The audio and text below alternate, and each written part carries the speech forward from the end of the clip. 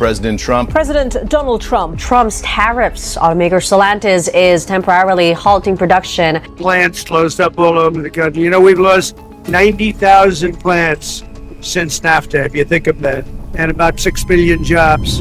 10 words, that's all it took. Not an executive order, not a congressional vote, not even an official White House statement. Just 10 words posted at midnight on Truth Social that obliterated America's manufacturing heartland. If you don't make it here, don't sell it here. While you slept, a 200% tariff hammer dropped, and by dawn, Stellantis executives were fleeing to Paris, abandoning America. Your car prices doubled, factory jobs vanishing, retirement accounts collapsing. It seems like everything is in chaos. Why did Canada's Prime Minister seem suspiciously prepared, offering taxpayer incentives within hours? How did Mexican workers end up protesting alongside Americans against their own employment? And most disturbingly, was this collapse engineered intentionally? Stick around because the manufacturing apocalypse threatening factory towns is coming for your financial security next. The evidence was hidden until now. Boardroom exodus.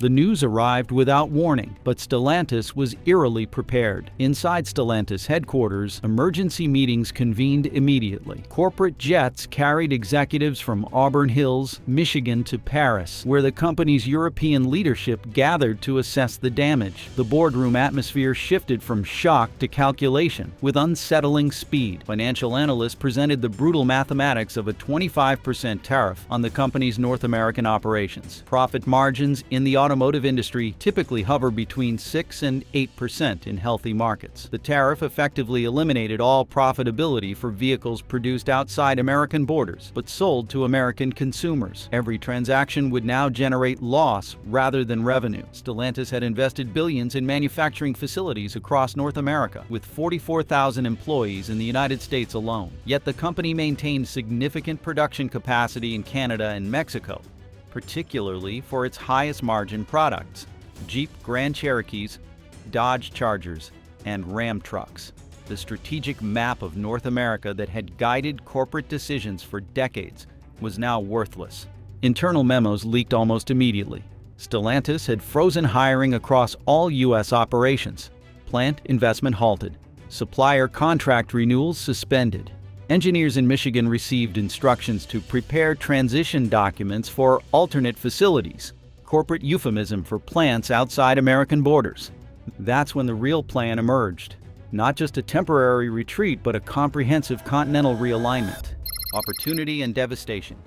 While American politicians celebrated economic nationalism, Canadian Prime Minister Mark Carney, freshly elected and globally respected for his economic expertise, was already transforming catastrophe into opportunity. Within 48 hours, he publicly backed Stellantis' strategic pivot away from America. These tariffs represent an economic act of self-harm, Carney declared from Ottawa. Canada stands ready to welcome manufacturing operations with open arms and taxpayer support. When your neighbor chooses isolation, we choose integration. This wasn't mere political posturing. As former governor of both the Bank of Canada and Bank of England, Carney understood automotive manufacturing's complex international supply chains and recognized the opportunity presented by Trump's tariff hammer. For Canadian auto workers in Windsor, Brampton, and other manufacturing hubs, his words offered hope amid decades of contraction. Meanwhile, the American middle class wasn't just squeezed. It was surgically dismantled. Within 1 week, Stellantis filed worker adjustment notifications across multiple states. 12,000 terminations were confirmed immediately. The Jeep plant on Detroit's east side shuttered first, followed by Dodge's Belvedere facility. No grace period, no transition aid. Workers arrived at padlocked gates with signs directing them to unanswered hotlines. Blindsided mayors gave emotional press conferences. School districts began forecasting budget shortfalls from vanishing tax revenue. The ripple effects spread ruthlessly. Restaurants, tool shops, auto glass installers, all connected to Stellantis, began laying off staff. 12,000 direct layoffs translated to nearly 84,000 threatened livelihoods, echoing when General Motors closed its Lordstown plant in 2019, causing 18,000 job losses, 23% housing value drops, and surging addiction rates. A leaked conference call recording pushed public outrage further. with a Stellantis executive calling the United States too volatile for long-term investment. Protesters gathered with signs reading, "We built you," and "Too volatile, too profitable." The entire industrial ecosystem of the American Midwest now hung in the balance, with thousands of families wondering if their communities would become the next casualties. If you're invested in the future of American manufacturing, make sure to subscribe. We're digging deep into the economic shocks shaking the industry. Don't miss our next update. Ghost plants.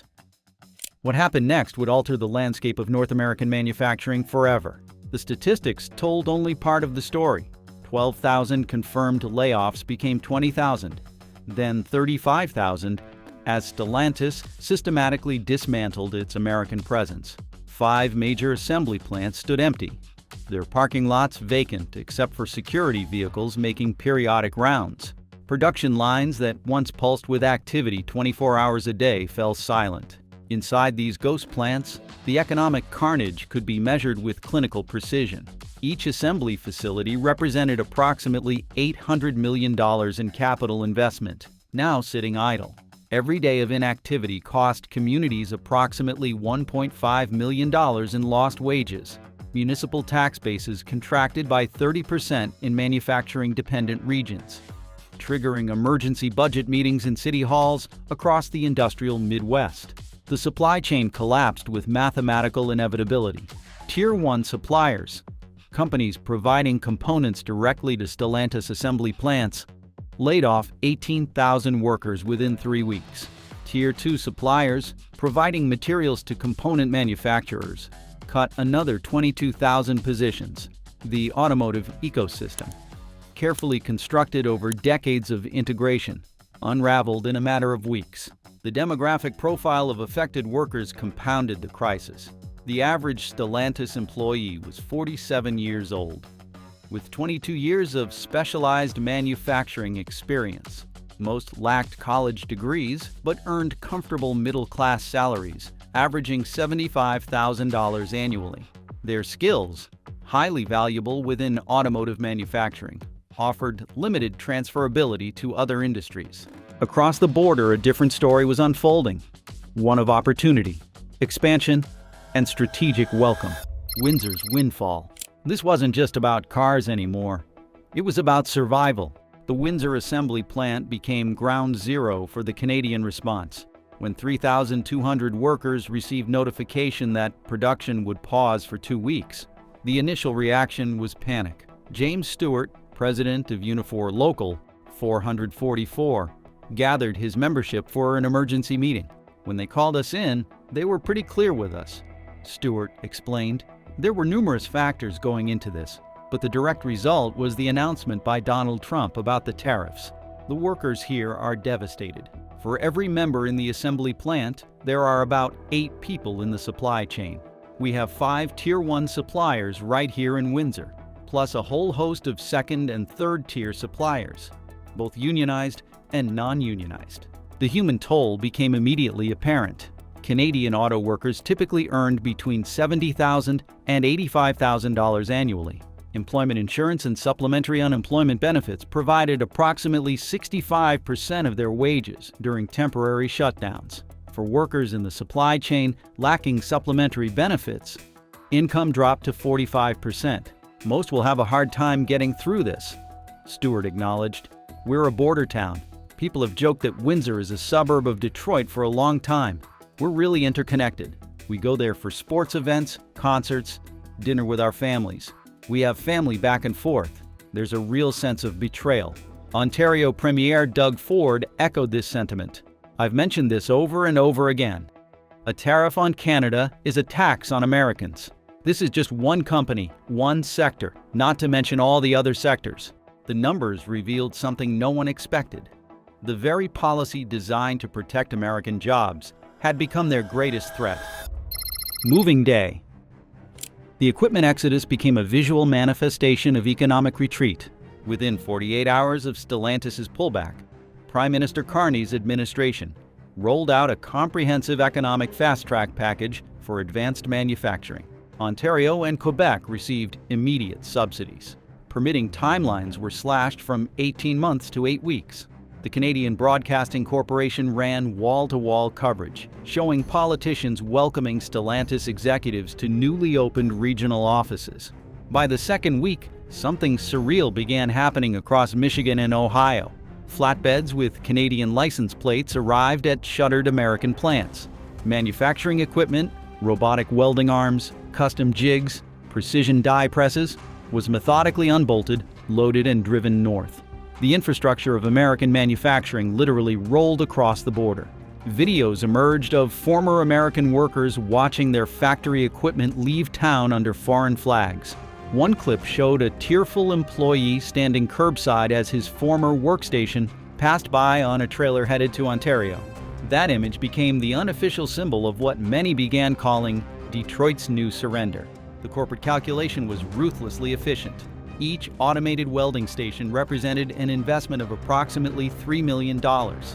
Precision assembly equipment cost between $5 and $20 million per production line. Leaving this equipment idle represented an untenable loss. Relocating it to Canada, where production could continue without tariff penalties, transformed stranded assets into productive capital. Meanwhile, Canadian labor unions celebrated. Unifor, the largest private sector union in Canada, held rallies welcoming the jobs and blasting Trump's policy as gift-wrapped industrial suicide. Social media feeds that once showed Detroit muscle cars now displayed Canadian flags wrapped around Jeep chassis. The consequences rippled beyond factories and equipment, transforming the vehicles themselves. Dealership desperation. When does a dealership become a museum? Across the United States, Stellantis showrooms transformed into monuments to policy failure. Dodge, Jeep, and Ram dealers stood like ghost towns, glass temples filled with vehicles no one could afford and no one dared finance. Trucks that had retailed for $45,000 the previous year now approached $60,000, driven not by demand, but by the artificial surge of tariff markups. Even longtime customers walked away, eyes wide, wallets closed. Sales staff tried maintaining optimism, but with each passing week, hope evaporated. Floor traffic vanished. Monthly projections were quietly shredded. More than 500 dealerships reported 0 sales days, something unheard of in modern automotive retail. It wasn't inflation that killed the market. It was confusion, chaos, a system gridlocked by policy implementation without planning. Warranty claims went unprocessed for weeks. Technicians were laid off. Phone calls to Stellantis headquarters met endless voicemail loops.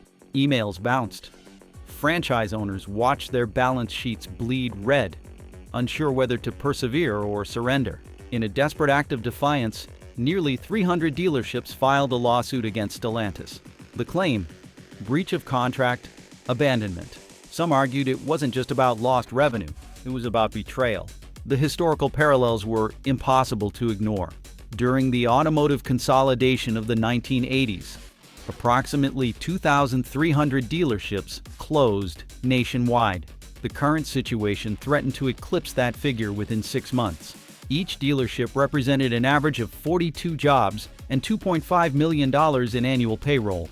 Economic anchors in their communities now set adrift. Beyond dealerships, consumer impact intensified. Approximately 800,000 Americans owned Stellantis vehicles, purchased with loans exceeding their current market value. Without parts availability or warranty support, these vehicles transformed from assets into liabilities. Loan defaults surged as owners abandoned vehicles they could neither maintain nor sell. Behind closed doors, everything was different. This wasn't just market adjustment, but strategic abandonment. The counterplay. What if the biggest threat wasn't foreign competition, but domestic miscalculation?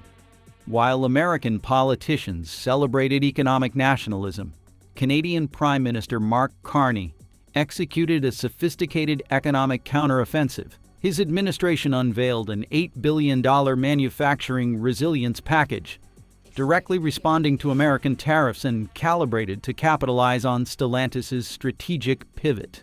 $2 billion in subsidies targeted automotive production expansion. $3 billion funded infrastructure improvements in Ontario and Quebec manufacturing corridors.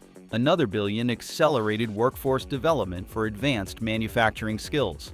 Canada introduced the Manufacturing Talent Pathway, fast-tracking permanent residency for workers with automotive manufacturing experience. Processing times dropped from 24 months to 60 days, attracting 6,800 applications within the first month, 85% from American manufacturing regions.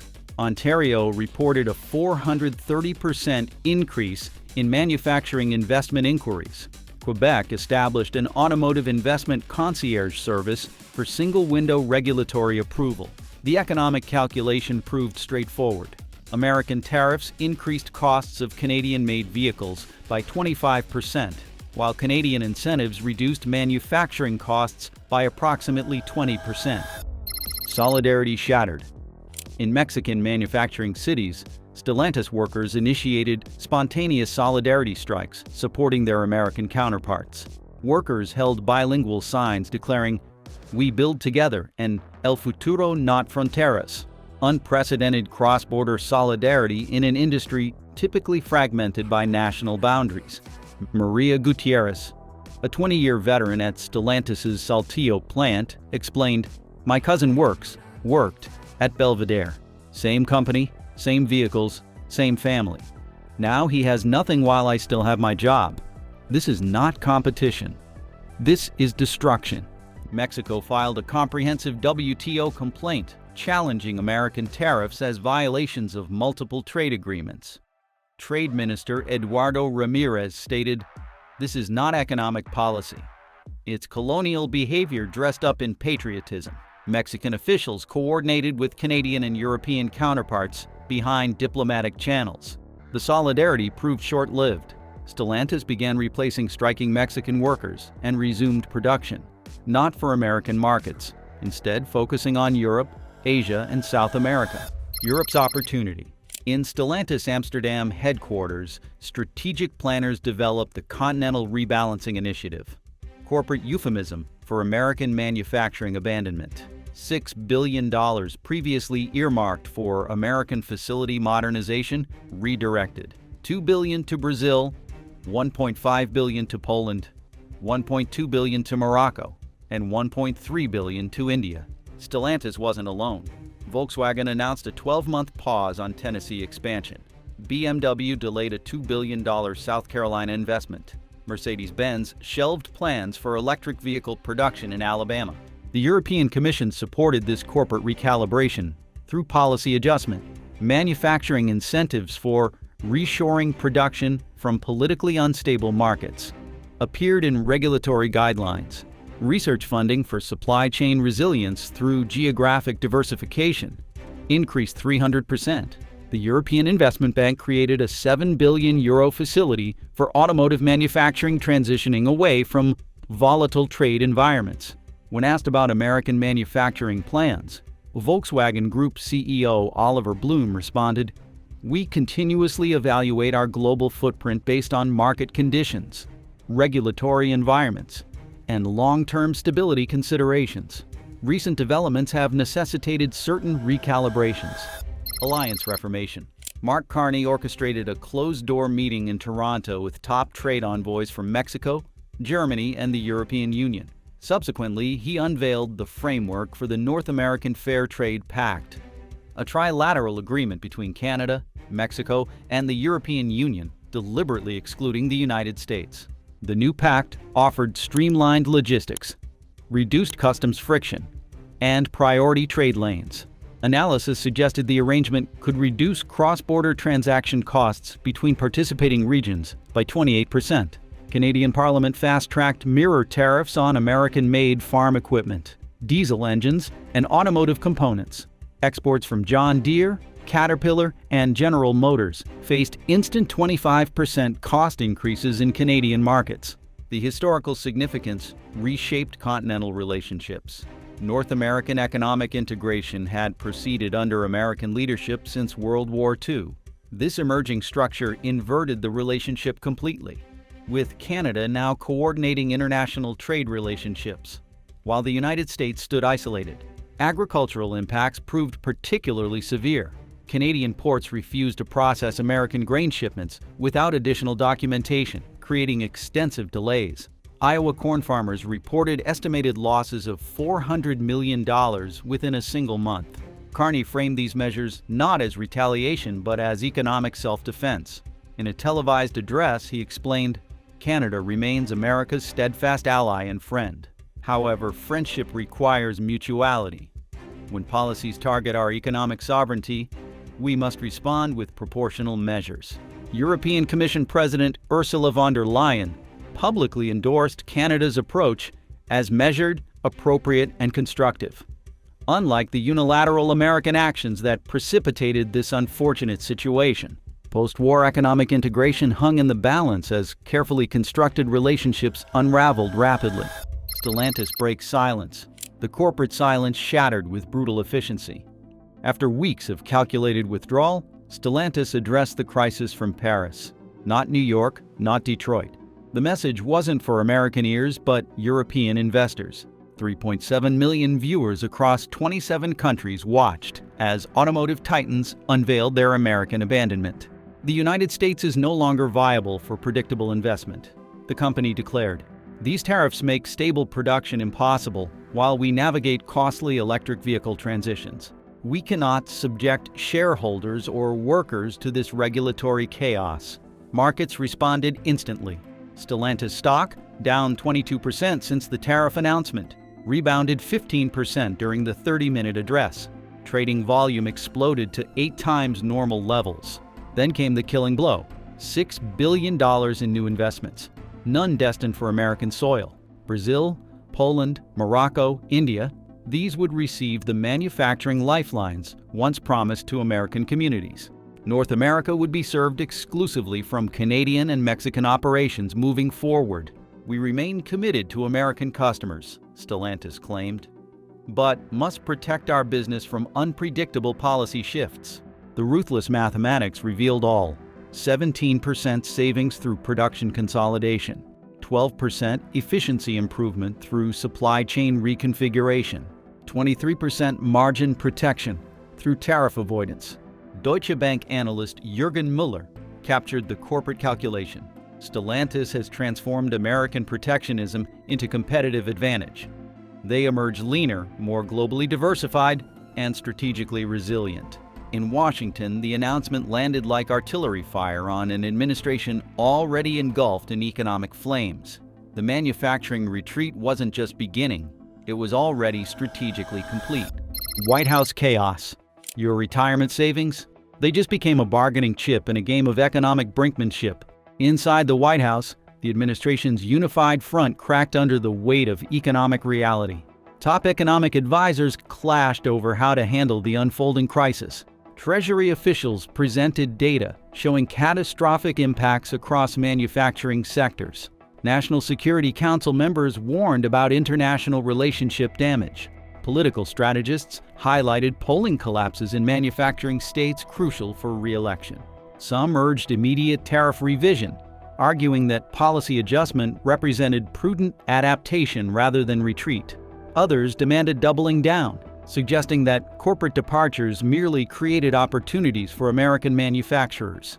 Trump rejected both approaches, insisting that economic pain represented temporary adjustment rather than structural failure. Behind closed doors, more troubling signs emerged. Former Wall Street allies began privately distancing themselves from the administration.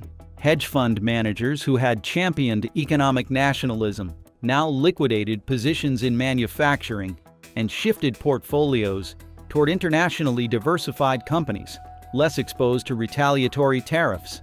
The human implications transcended political calculations. Retirement accounts holding automotive stocks reported average losses of 28%. Pension funds with manufacturing-heavy portfolios saw valuations collapse. Municipal bonds in manufacturing-dependent communities faced downgrade reviews as tax bases contracted. James Martinez, a 64-year-old former Stellantis worker from Warren, Michigan, exemplified the personal devastation. "I lost my $78,000 job last month. Now my $400,000 retirement account is worth $280,000. My home value dropped $60,000 because everyone's trying to sell. I'm too young for Social Security, but too old to start over. Financial analyst reports painted a devastating picture. Goldman Sachs projected a $100 billion reduction in gross domestic product if manufacturing contraction continued at current rates. Moody's estimated 340,000 jobs lost within 6 months, with secondary employment effects potentially reaching 2 million positions. The numbers revealed something no one expected. The very voters who had championed economic nationalism were now its primary victims. Rebellion rising. When does economic pain transform into political rebellion? The administration's internal crisis exploded into public view when the New York Times published details from a confidential White House memo titled "Make Detroit Kneel." The document outlined strategies to pressure automakers through selective targeting of government contracts, permitting delays, and regulatory scrutiny. Public trust collapsed. International media ran with the headline, further eroding American credibility. Wall Street delivered its final judgment. The Dow Jones Industrial Average plummeted 3,000 points in a single day, the worst drop since the financial crisis of 2008. Pension funds, retirement portfolios, and municipal bonds cratered. The political rebellion began where few expected, within Republican ranks. A Gallup/Pew Research Center poll revealed a seismic shift in public opinion. 64% of Republican voters now oppose the tariffs, including 58% of self-identified Trump supporters. Conservative media personalities who had championed economic nationalism began questioning the strategy. Fox News ran segments asking, "Have tariffs gone too far?" The Wall Street Journal's editorial board labeled the approach economic self-sabotage. Senator Karen Weiland, a rising Republican star who had built her brand on economic pragmatism, introduced the Economic Realignment Act, legislation designed to revoke the executive branch's unilateral power to enact tariffs without congressional approval. Her floor speech, carried live across national networks, crystallized emerging sentiment. If we can no longer feed our children, employ our citizens, or protect our industries because of one man's ego, then we no longer have a republic. We have a monarchy. The bill gained momentum with unprecedented speed. Within 72 hours, it attracted over 100 co-sponsors from both parties. Constitutional scholars debated the legislation's implications for separation of powers. Legal analysts explored enforcement mechanisms. Should the administration ignore congressional action? The emerging coalition transcended traditional political divisions. Labor unions traditionally aligned with Democratic policies joined manufacturing associations, typically supporting Republicans. Local officials from affected communities abandoned partisan loyalties to demand economic relief. Church leaders in manufacturing communities spoke of moral obligations to protect workers regardless of political affiliation.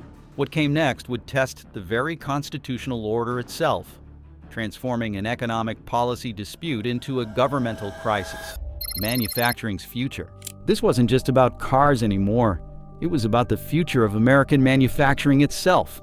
Across the American heartland, the manufacturing landscape underwent seismic transformation. Communities that had oriented their entire economic and cultural identities around automotive production faced existential questions. School systems built on property tax revenues from manufacturing facilities confronted immediate funding crises. Healthcare networks dependent on employer-provided insurance watched patient populations vanish alongside jobs. The statistics painted a stark picture of structural change. Manufacturing employment declined 7.8% nationwide in just 4 months. Production capacity utilization fell to 62%, levels typically associated with deep recession. Factory orders dropped 18% year over year, with durable goods showing the steepest decline. Historical parallels offered limited comfort. During the manufacturing contraction of the 1970s and 80s, displaced workers often found positions in emerging service sectors. The current displacement occurred amid technological disruption, with automation and artificial intelligence already transforming employment landscapes. Pathways to replacement employment appeared narrower and steeper. International experiences suggested possible futures. German manufacturing had maintained competitiveness through automation, workforce development, and selective specialization in high-value production.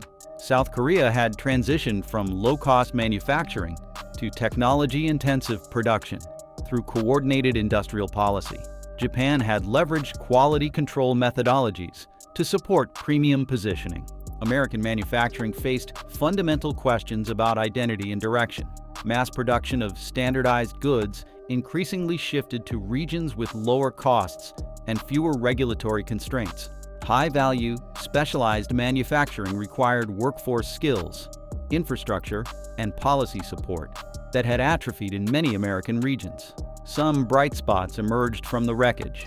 Specialized manufacturing clusters showing resilience appeared around research universities, military installations, and legacy industrial expertise centers. Communities that had invested in workforce development and infrastructure modernization before the crisis demonstrated greater adaptive capacity. Tesla provided a particularly instructive counterexample. The electric vehicle manufacturer had deliberately concentrated production within American borders, designing its supply chain for domestic resilience rather than international efficiency. While other automakers struggled with tariff impacts, Tesla gained market share and expanded production capacity. Industry experts identified several critical lessons from the Stellantis experience. Manufacturing resilience required geographic diversification, policy stability, and workforce adaptability. International trade relationships functioned as complex ecosystems rather than zero-sum competitions. Policy changes intended to protect domestic industries could trigger counter-responses creating greater harm than the original problems they addressed. The question remained, hanging in the air like the silence in abandoned factories. Was this the breaking point for American manufacturing, or just the beginning? Let us know your thoughts in the comment below, and don't forget to hit the subscribe button.